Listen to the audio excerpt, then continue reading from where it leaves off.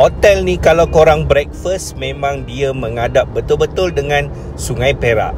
Hotel ni dia taklah murah dan taklah mahal sangat. Tapi berbaloi kalau sekali-sekala kita datang nak duduk di Kuala Kangsar ni dan berehat di sinilah. So banyak makanan-makanan yang disediakan ketika breakfast. Ada salad-salad macam ni ada buah-buahan. Kalau korang duduk 2 hari, dia buah yang berbeza lah.